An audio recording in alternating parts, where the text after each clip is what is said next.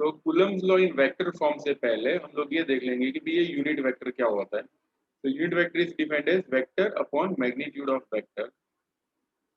जैसे अगर ऐसा दिया हो यूनिट वेक्टर आर कैरेट, तो ये क्या होगा, it will be vector R divided by its magnitude.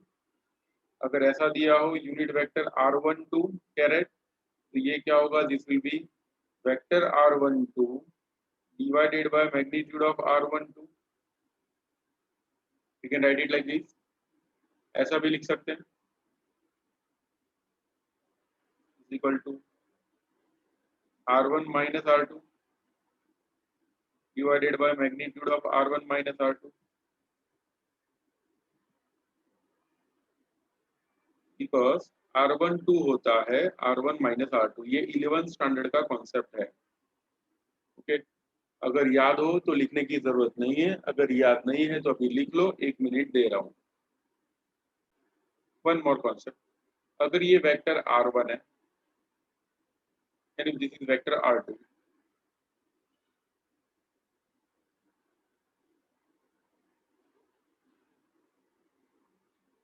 तो इस वेक्टर को क्या बोलते हैं, याद है सबको? ये रेड वाले वेक्टर को क्या बोलेंगे बताओ जल्दी से, give me an answer. Red वाले को क्या बोलेंगे?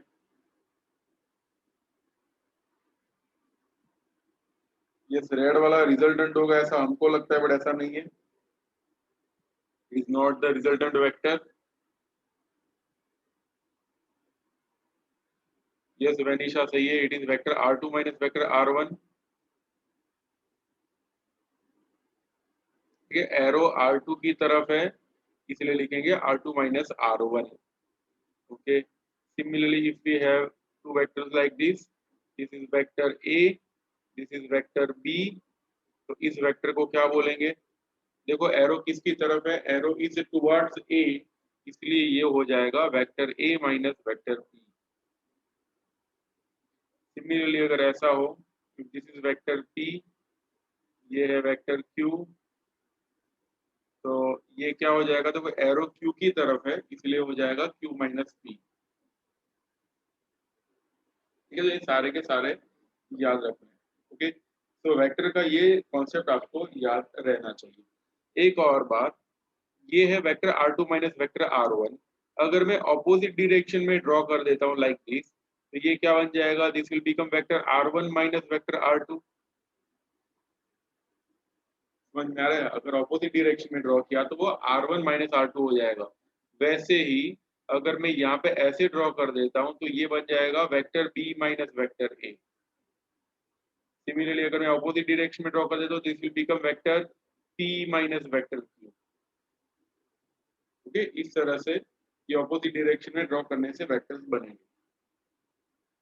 इन सबसे ये पता चलता है कि भाई r1 माइनस r2 हो या r2 माइनस r1 हो, दोनों का मैग्नीट्यूड सेम है। r2 माइनस r1 का magnitude is equal to magnitude of vector r1 minus vector r2। Okay, और ये भी होता है r2 minus r1 is equal to minus of r1 minus r2। है ना, माइनस की साइन लगा दो, r2 minus r1 becomes minus of r1 minus r2। We can also write r21 is equal to minus of r12। समझ में आ रहा है, r21 is equal to minus of r12। तो याद रखना ऐसा, this is one vector, this is another vector, ये vector r1 है, अगर ये वाला वेक्टर है r2, तो ये वाले वेक्टर को बोलते हैं vector r2 minus vector r1।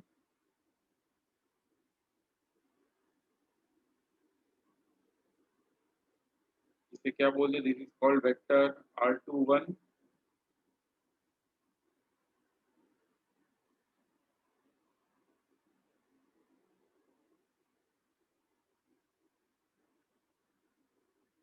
Vector r21 is equal to vector r2 minus vector r1, ऐसा भी बोल सकते हैं vector r21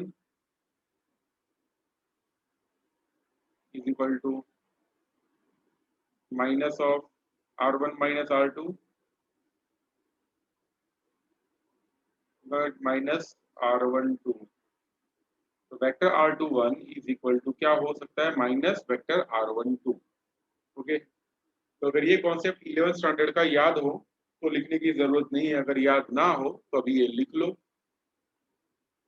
then raise your hand. तो फिर से charge q1, charge q2, charge q1 का पोजीशन वेक्टर कितना है, वेक्टर r1, चार्ज q2 का पोजीशन वेक्टर है वेक्टर r2, और इस वेक्टर को क्या बोलेंगे, this is called vector r2 minus vector r1। The force between charge q1 and q2 can be given by the formula. इन दोनों के बीच में जो फोर्स लगेगा वो फोर्स होगा F is equal to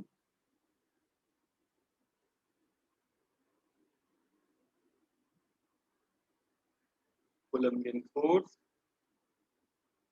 between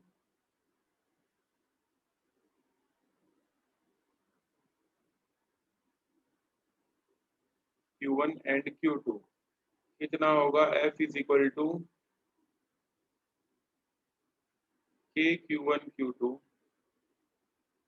bye R square. याद करो ये इक्वेशन लास्ट टाइम कराया था। तो Coulombian force between Q1 and Q2 is K Q1 Q2 by R square. अब अगर वेक्टर फॉर्म में लगाना हो, ठीक है, तो क्या करना पड़ेगा, दोनों side we have to keep a vector sign. ठीक है, दोनों साइड हमको एक वेक्टर की साइन लगानी पड़ेगी। मैं यहाँ पे दोनों साइड वेक्टर की साइन लगा देता हूँ, जैसे इधर।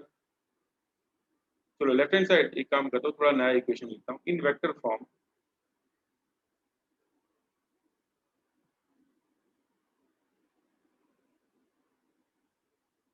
above equation can be written as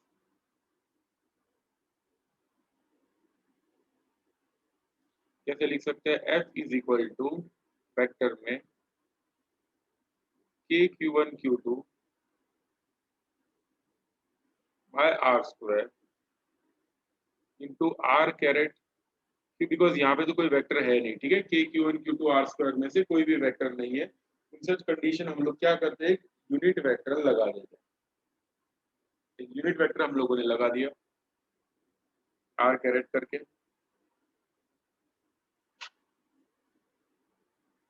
अब देखो force acting between 1 and 2 find करना हो। ठीक है, we want to find out force acting between 1 and 2। मैं लिख देता हूँ फोर्स एक्टिंग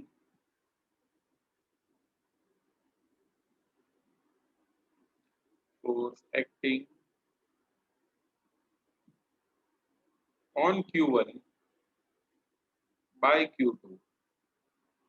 ठीक है, Q1 पे फोर्स लग रहा है Q2 की वजह से, जो भी फोर्स लगेगा वो फोर्स कैसा होगा, you can write it as F12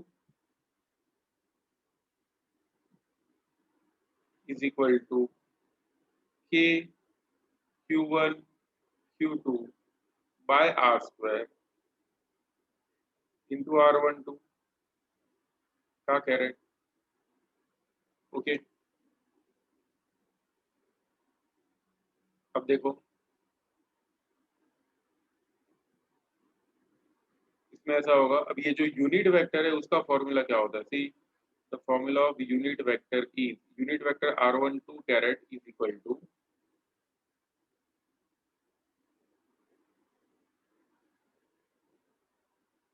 vector itself divided by its magnitude, vector itself divided by its magnitude, इसी को बोलते हैं यूनिट वेक्टर।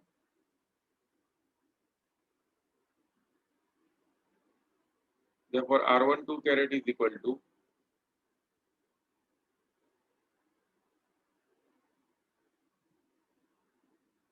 यूनिट वेक्टर यानी R1 minus R2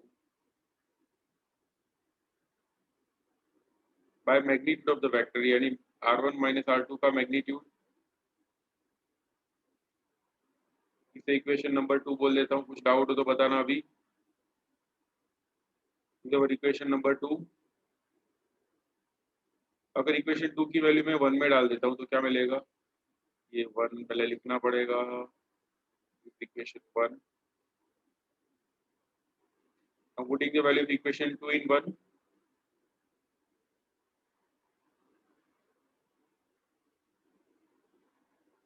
in the value of equation 2 in 1, equation 2 की value 1 में डाल देते हैं तो क्या मिलेगा, f12 वेक्टर में will be equal to k q1 q2 by r square into vector r1 minus vector r2 divided by magnitude of vector r1 minus r2। यहाँ तक किसी को डाउट है कुछ भी, any doubt till this point? नहीं है, ओके। अब ध्यान देना, ये जो है, ठीक है, इतना सा डिस्टेंस, इसको बोलते हैं मैग्नीट्यूड, ठीक है, इतना सा डिस्टेंस है ना, ये q1 और q2 के बीच का डिस्टेंस है, उसे हम लोग बोलते हैं r। अगर ये डिस्टेंस है r तो बोल सकते हैं वेक्टर r का magnitude is r1 minus r2। समझ में आ रहा है? ये जो डिस्टेंस है ना, इतना सा डिस्टेंस कितना होता है, this much distance is equal to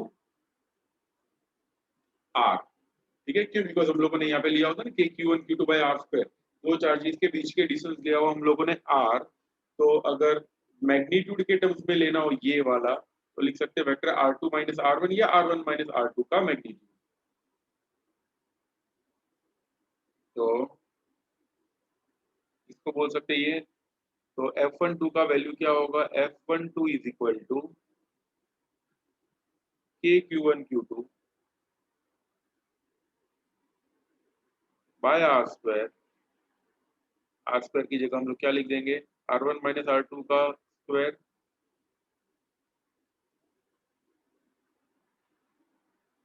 into vector r1 minus vector r2 divided by magnitude of vector r1 minus r2। Finally क्या बन जाएगा equation, f12 is equal to, जगह नहीं है, पहले आप लोग इतना लिख लो, देन रेज योर हैंड, उसके बाद आगे लिखवाता हूँ।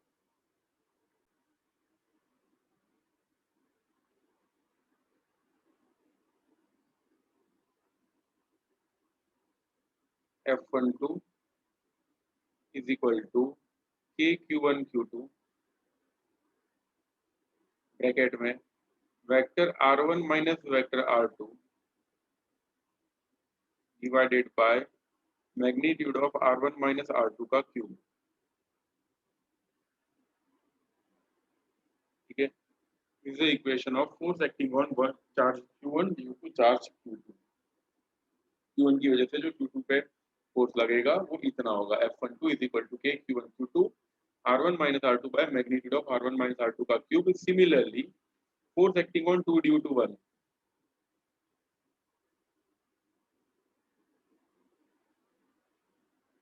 Force acting on q2 due to q1, q2 पे जो फोर्स लगेगा q1 की वजह से, वो ऐसा लिख सकते हैं f21 इज इक्वल टू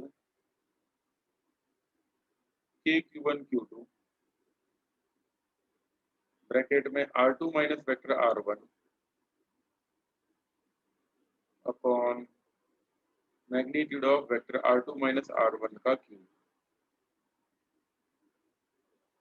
ठीक है। तो f12 वाला जो ऊपर वाला फोर्स है that is force acting on 1 due to 2, नीचे वाला फोर्स है वो है force acting on 2 due to 1। दोनों में फोर्स सेम जैसा ही लगता है मैग्नीट्यूड में, बस डायरेक्शन अपोजिट होती है, इसीलिए हम लोग लिखते हैं f12 is equal to minus of f21।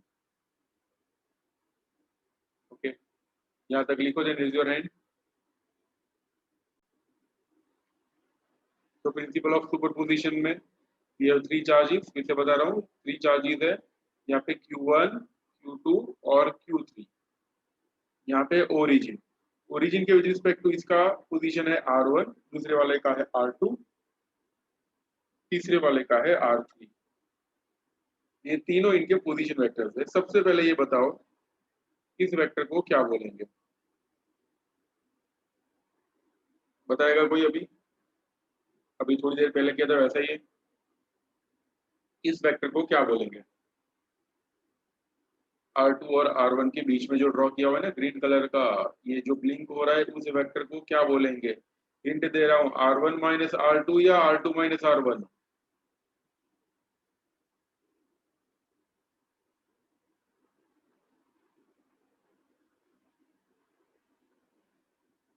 Yes दर्श, सही है, it is R1 minus R2।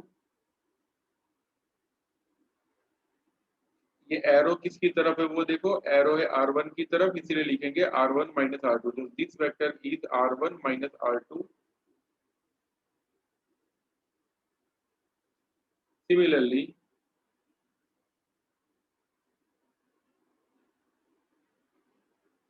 ये वाले वेक्टर को क्या बोलेंगे?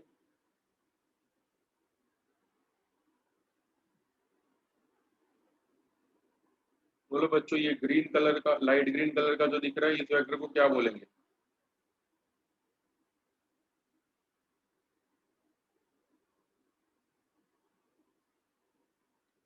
तान्या सही है, वेनिशा ऑल्सो करेक्ट। चलो बच्चे, सबको समझ में आ रहा है अभी? दर्श also correct. This vector is R1 minus R3। Priya also correct, R1 minus R3 होगा ये।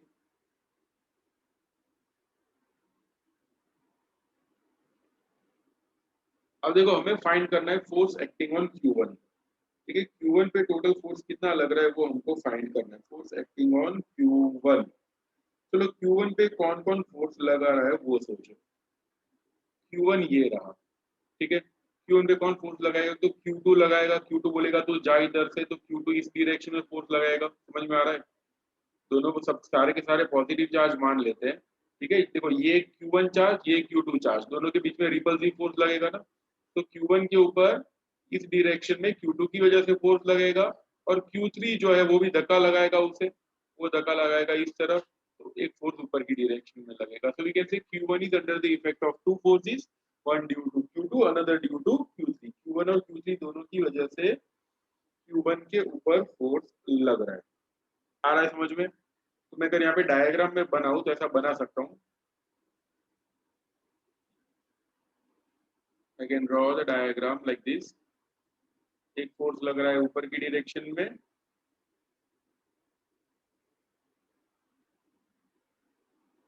ये रहा। ये वाला फोर्स किसकी वजह से लग रहा है? This is force acting on Q1 due to 3, यानी यहाँ पे लिखेंगे F13। एंड सिमिलरली ये वाला जो फोर्स लगेगा वो किसकी वजह से लग रहा है? ड्यू टू 2 है, तो we can write this is force acting on 1 due to 2। कुछ भी थोड़ा सा भी डाउट हो तो बता दो, अभी मैं क्लियर करवा दूंगा। ऐसे ही हाँ हाँ हाँ कर दिया तो फिर समझ में नहीं आएगा आगे जाके। Any doubt? ये जो 3 है वो Q1 को धक्का लगा रहा है इस डायरेक्शन में, इसलिए F13 यहाँ पे आया। Q2 Q1 को इस डायरेक्शन में धक्का लगा रहा है, इसलिए F12 ये डायरेक्शन में गया। क्लियर हो रहा है डाउट यहाँ तक? चलो भाई, अब देखो चैप्टर नंबर 3 में लास्ट ईयर हम लोगों ने पढ़ा था कि वी हैव टू फोर्सेस या फिर two vectors, vector A and vector B. अगर कुछ ऐसा वेक्टर हो तो इसका रिजल्टेंट फाइंड करने के लिए एक पैरेललोग्राम मेथड था, जिसमें हम लोग ऐसा पैरेललोग्राम ड्रॉ करते थे और ऐसा कुछ रिजल्टेंट बना देते थे। याद आ रहा है सबको? फिर से, एक वेक्टर ये है, ये दूसरा वेक्टर, तो हम लोग क्या करते थे? We were making a parallelogram और ऐसे रिजल्टेंट फाइंड कर देते थे। ठीक है, तो वैसे यहाँ पे भी दो फोर्सेस है, we have two forces, one force is this one, another one is this one. इन दोनों का रिजल्टेंट फाइंड करने के लिए हम लोग क्या करेंगे? एक पैरेललोग्राम बना देंगे लाइक दिस। ठीक है, और पैरेललोग्राम बना के हम लोग देख सकते हैं कि उसका रिजल्टेंट क्या आएगा। तो मैं एक पैरेललोग्राम बना रहा हूँ और फिर देखेंगे रिजल्टेंट उसका।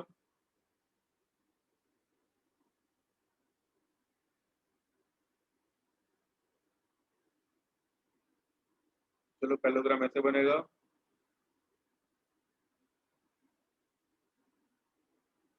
Like this is the parallelogram. और ये उसका रिजल्टेंट बनेगा।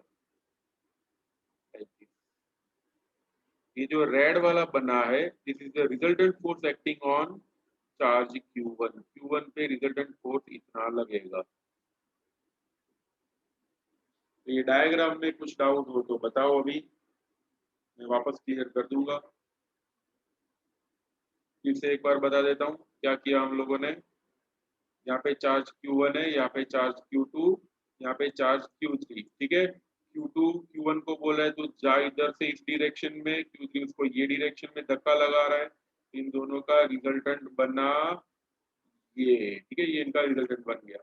और यहाँ पे अगर मैं वेक्टर O बोल देता हूँ तो O के विद रिस्पेक्ट टू इसका पोजीशन वेक्टर R2, इसका पोजीशन वेक्टर R1 और इसका पोजीशन वेक्टर R3, ठीक है। इस तरह से ये वाला डायग्राम बन रहा है। डाउट है इसमें किसी को अभी? नहीं है, okay. So in short, force acting, जो रिजल्टेंट फोर्स लग रहा है वन पे, वो कितना फोर्स लग रहा है? We can say force acting on one charge Q1 is the vector summation of the individual force is acting on one. समझ में आ रहा है? वन पे जो इंडिविजुअल फोर्स लग रहा है, एक तो वन के ऊपर 3 की वजह से लग रहा है, दूसरा लग रहा है वन के ऊपर 2 की वजह से। तो इन दोनों का वेक्टर एडिशन कर दे तो हमको रिजल्टेंट वेक्टर मिल जाएगा, ठीक है। तो we can say force acting on one is the vector addition of individual force acting on charge Q1। तो मैं यहाँ पे पहले स्टेटमेंट लिखवा देता हूँ तुम लोगों को, उसके बाद आगे देखते हैं।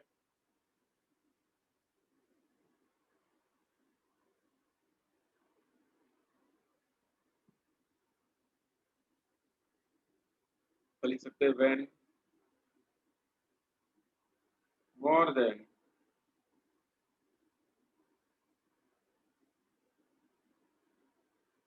1 Coulombian force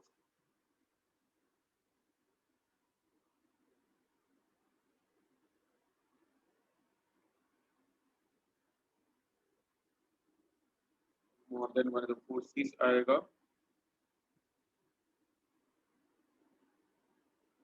are acting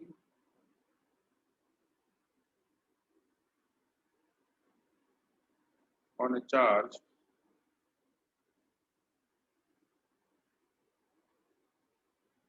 the resultant Coulombian force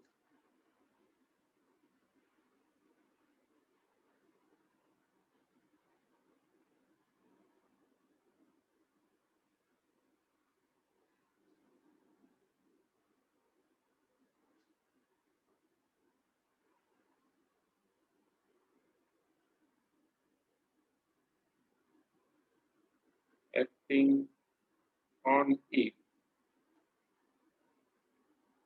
is equal to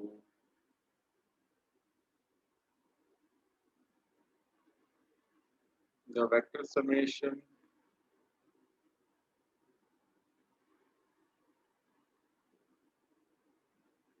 of individual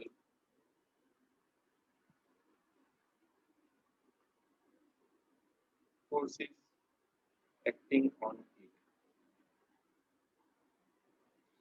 तो सबसे पहले ये स्टेटमेंट आपको याद रखना है, ठीक है। ये स्टेटमेंट सेम ऐसा ही स्टेटमेंट हम लोगों ने ग्रेविटेशन में भी पढ़ा हुआ है।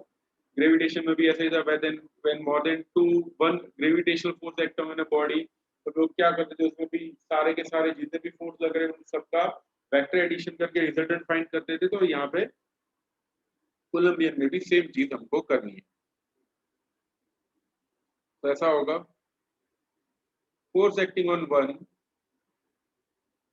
फिर force acting on charge Q1, F1 is equal to कितना लग रहा है, it is force acting on one due to two plus force acting on one due to three, ठीक है। वन की वजह से भी फोर्स लग रहा है और थ्री की वजह से भी फोर्स लग रहा है। Force acting on one due to two का इक्वेशन क्या था? तो we can write F1 is equal to K Q1 Q2 bracket में vector R1 minus vector R2 divided by magnitude of vector R1 minus R2 का cube. अभी थोड़ी देर पहले ही ये फॉर्मूला डिराइव किया था, वन और टू का, प्लस वन और थ्री के बीच में अगर फाइंड करना हो तो ऐसा लिख सकते हैं के Q1 Q3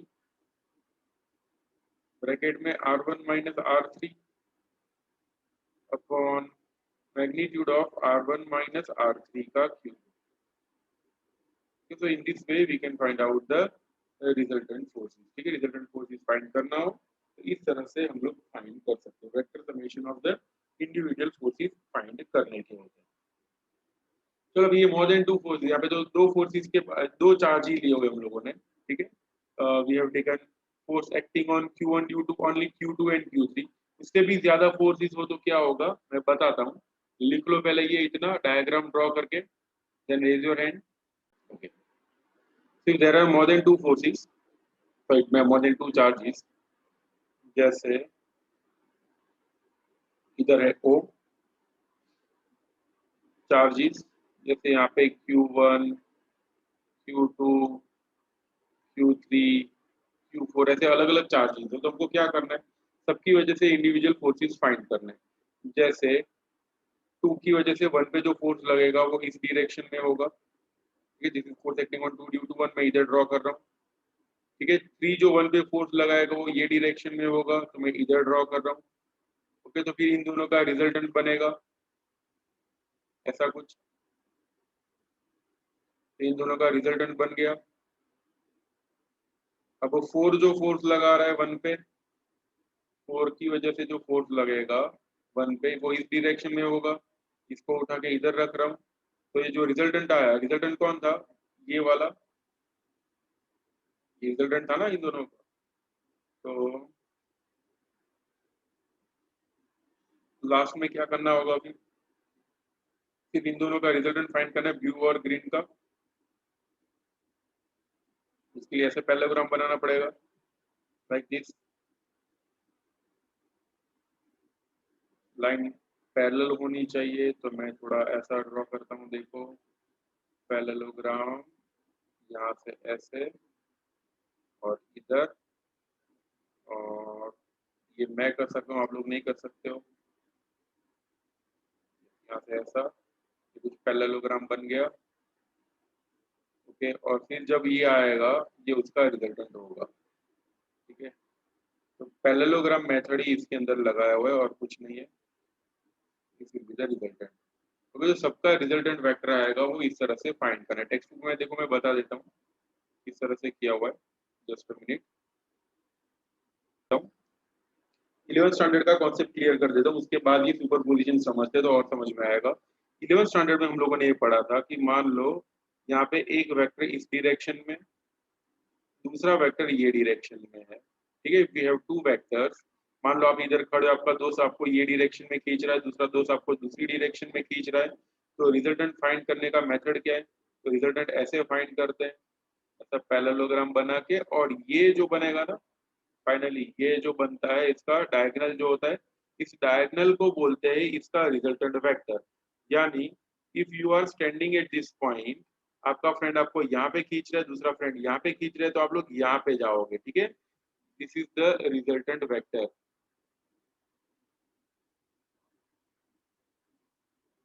ओके, तो पहले ये समझ लेते हैं। देखो यहाँ पे चार्जेस कौन कौन से, we have charges like Q1। ठीक है, Q2 यहाँ पे नीचे है, Q3 इधर है, Q4 एंड Q5। ठीक है, 5 चार्जेस यहाँ पे रखे हुए हैं। यस, हाँ यू कैन लीव। ऐसे भी ये लास्ट टॉपिक है आज का। तो इतने चार्जेस यहाँ पे रखे हुए हैं। तो Q1 के ऊपर फोर्स, सबसे पहले देखो Q1 के ऊपर जो फोर्स लग रहा है ड्यू टू 2, कौन सी डायरेक्शन में होगा, तो कैसे, this is the force acting on 2 due to 1। ये F21 का डायरेक्शन होगा, देखो F21 ये डायरेक्शन में होगा। ठीक है, और वो ये रहा F21, समझ में आ रहा है, 2 से 1 की तरफ का डायरेक्शन वाला फोर्स ये होगा। ठीक है, सिमिलरली 3 1 वाला फोर्स कैसा होगा, देखो ये 3 से 1 की तरफ बना हुआ एक वेक्टर, ऐसा 3 से 1 की तरफ। ये जो फोर्स, ये जो वेक्टर बनेगा वो ऐसा बनेगा, ये रहा देखो F31। ठीक है, तो सबसे पहले इन दोनों को फोकस करो। एक तो है F21 और दूसरा है F31। इन दोनों का रिजल्टेंट कहाँ बनेगा, तो ये इन दोनों का रिजल्टेंट है। देखो ध्यान से डायग्राम में ये रहा, ठीक है, ये जो बनाया हुआ है ये उन दोनों का रिजल्टेंट है। ओके, अब देखो फोर कितना लगा रहा है फोर्स। अब मैं ये ना रेड वालों को हटा देता हूँ, सिर्फ ये येलो वाला जो रिजल्टेंट आया था उसको रखता हूँ।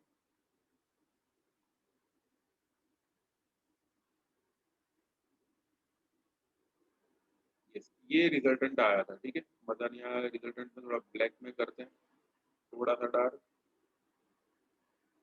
ये दो फोर्सेस का रिजल्टेंट था, ठीक है। अब देखो फोर कितना फोर्स लगा रहा है, तो फोर्स जो फोर वाला जो फोर्स लगा रहा है वो ऐसा होगा,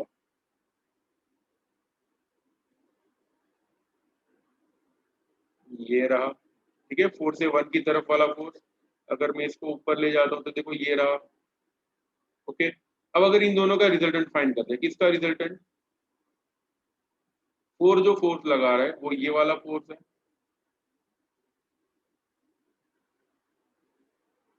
ठीक है। तो अगर मैं पैरेललोग्राम कंप्लीट करता हूं तो यहाँ पे पैरेललोग्राम बना दिख रहा है, देखो ध्यान से, ठीक है, ये पैरेललोग्राम बना। इस पैरेललोग्राम का जो रिजल्टेंट बनेगा, इस पैरेललोग्राम का जो रिजल्टेंट बनेगा वो 1 और 4 का जो भी आ रहा था वो रिजल्टेंट बना, लाइक दिस, ठीक है। अभी इन दोनों को हटा देते हैं। अब देखो 5 कितना फोर्स लगा रहा है, तो 5 से 1 की तरफ ये वाला फोर्स लग रहा है। इसको मैं उठा के इधर ड्रॉ कर देता हूँ। अब देखो पैरेललोग्राम कंप्लीट किया हुआ है इधर से ऐसा, तो ये जो बना that is F1। Okay, basically ये जो डायग्राम है वो डायग्राम एक्चुअली 11 स्टैंडर्ड वाला ही है। पैरेललोग्राम पे पैरेललोग्राम बनाते जाओ, जो रिजल्टेंट बने उसके साथ एक और फोर्स ऐड करते जाओ एंड पैरेललोग्राम बनाते जाओ। आपको ये वाला जो मैंने बताया सब कुछ वो एक्सप्लेन बिल्कुल भी नहीं करना है, ठीक है, डायग्राम सिर्फ आपको ड्रॉ करना है एग्जाम के अंदर। No need to explain this diagram, ठीक है। तो ये टेक्स्ट बुक के कौन से पेज पे, 15 पेज पे ये डायग्राम दिया हुआ है। डिटेल में इसलिए समझा रहा हूँ कि आप लोगों को एक अगर कॉम्पिटिटिव लेवल में कुछ सॉल्व करने का है तो आप लोग इजीली सॉल्व कर सको। तो इसी बहुत सारे फोर्सेस लग रहे हो सिस्टम के ऊपर, देखो 1 के ऊपर सिर्फ 2 और 3 लगा रहा था तो हम लोगों ने ये लिया था F1 = F12 + F13।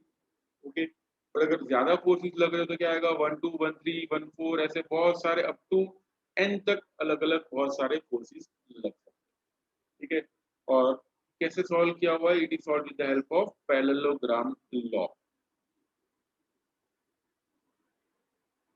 तो आज का टॉपिक सिर्फ यहाँ तक ही है।